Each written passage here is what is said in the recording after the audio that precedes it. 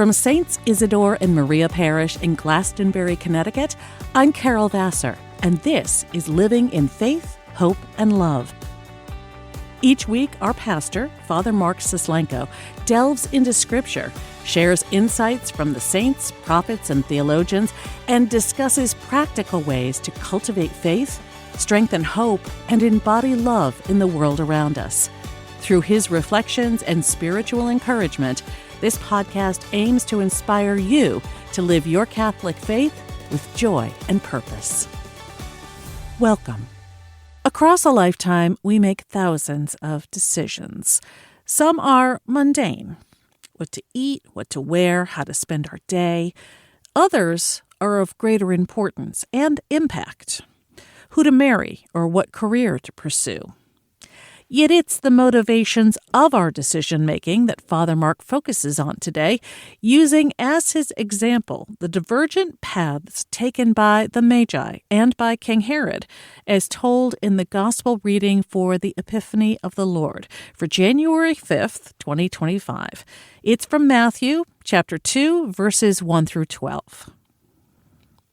When Jesus was born in Bethlehem of Judea in the days of King Herod, behold, Magi from the east arrived in Jerusalem, saying, "Where is the newborn King of the Jews? We saw his star at its rising and have come to do him homage." When King Herod heard this, he was greatly troubled, and all Jerusalem with him. Assembling all the chief priests and the scribes of the people, he inquired of them where the Christ was to be born. They said to him, "In Bethlehem of Judea, for thus it has been written through the prophet, and you, Bethlehem, land of Judah, are by no means least among the rulers of Judah, since from you shall come a ruler who is to shepherd my people, Israel." Then Herod called the Magi secretly and ascertained from them the time of the star's appearance. He sent them to Bethlehem and said, "Go and search diligently for the child. When you have found him, bring me word, that I too may go and do him homage."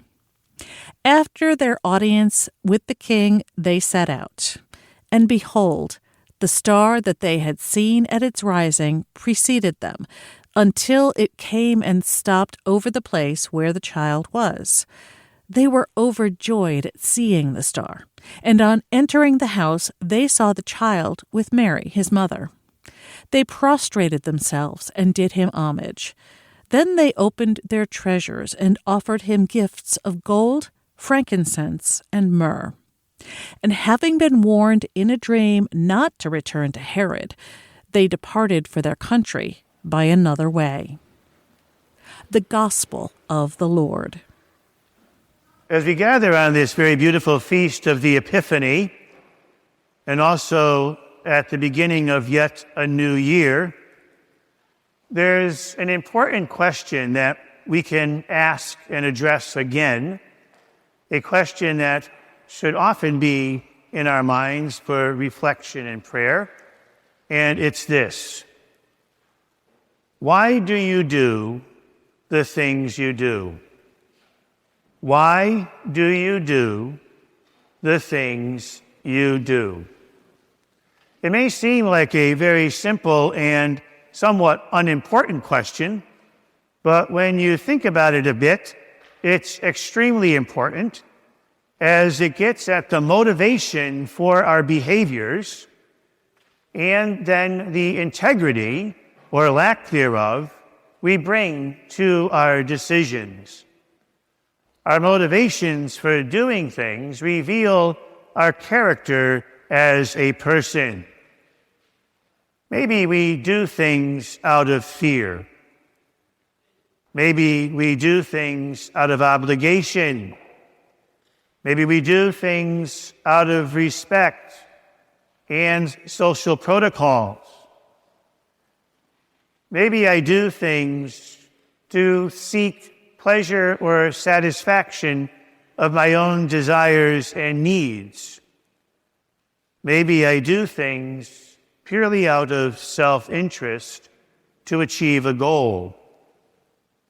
Let's face it, some of the decisions we make are integral and good in and of themselves. Others are not. And sometimes we do things simply to obtain something we want and no more, regardless of the cost we have to pay.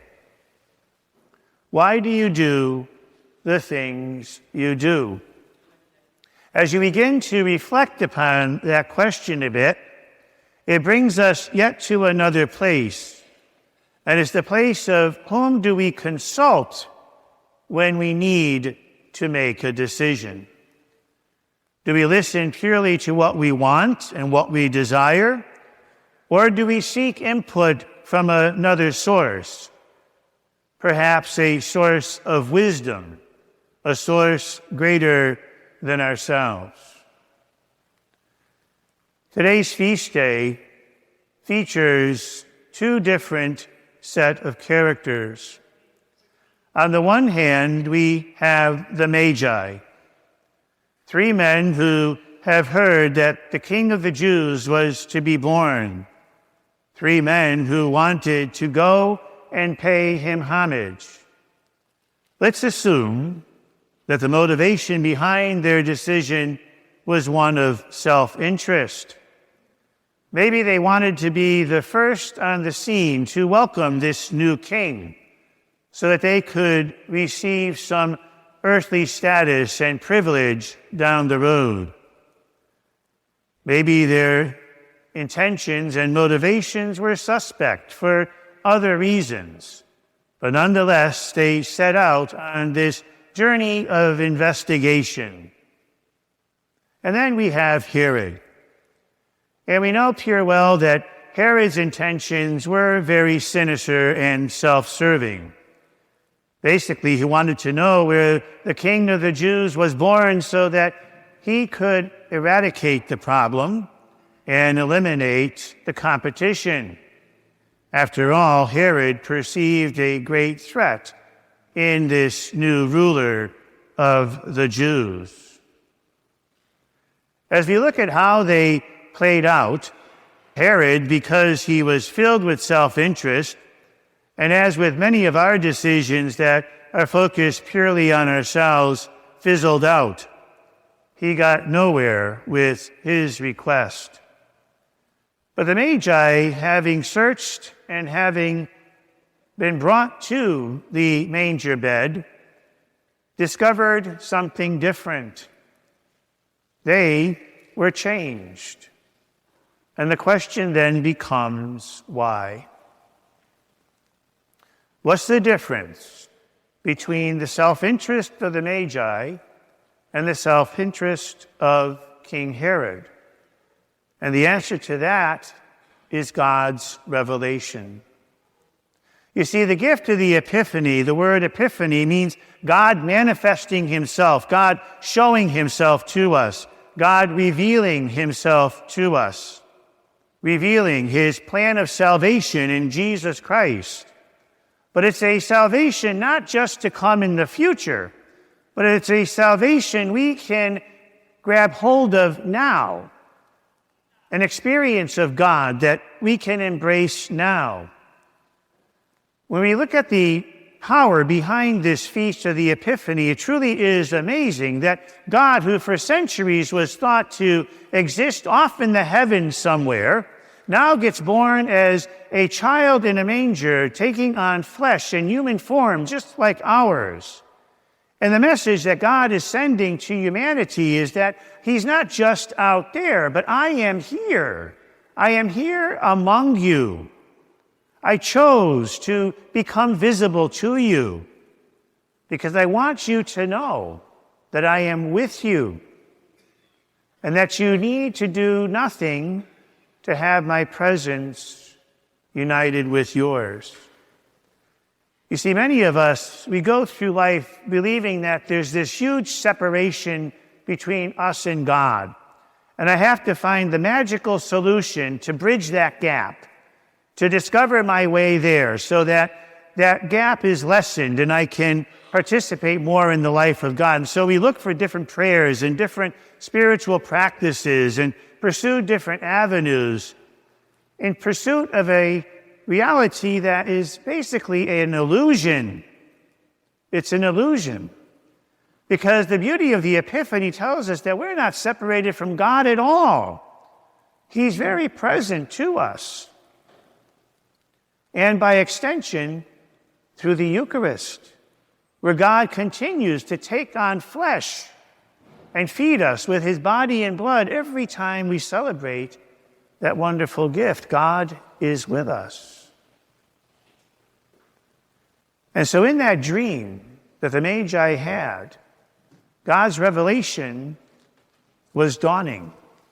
And they may not have fully understood what was going on, but the power of that moment caused them to change.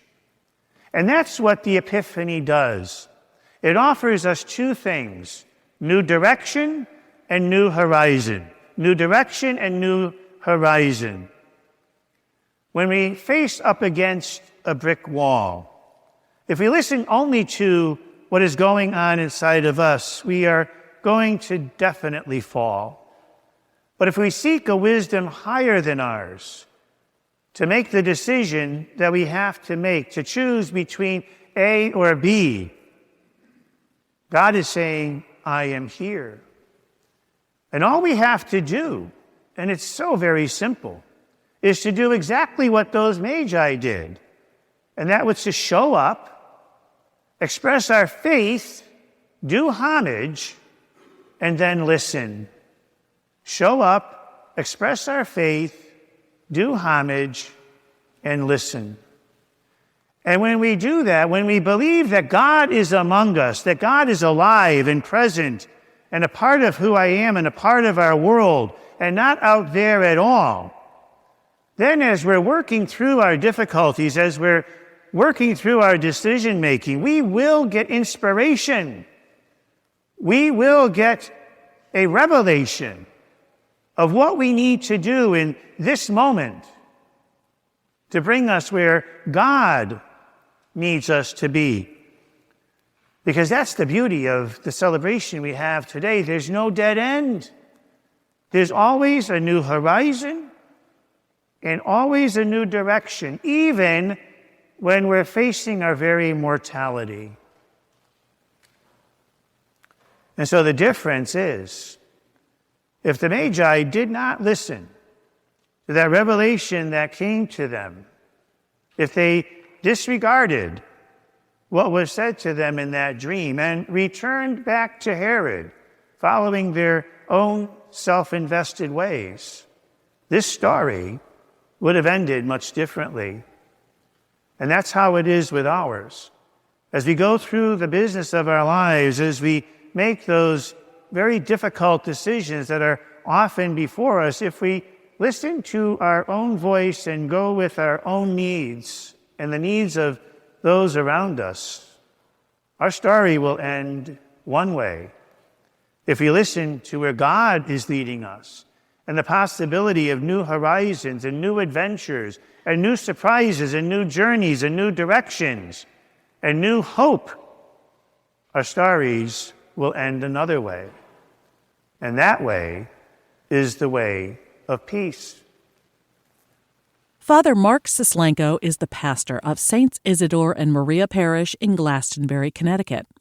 If you like what you've heard today, subscribe to Living in Faith, Hope, and Love on your favorite podcast app, and take a moment to leave a review.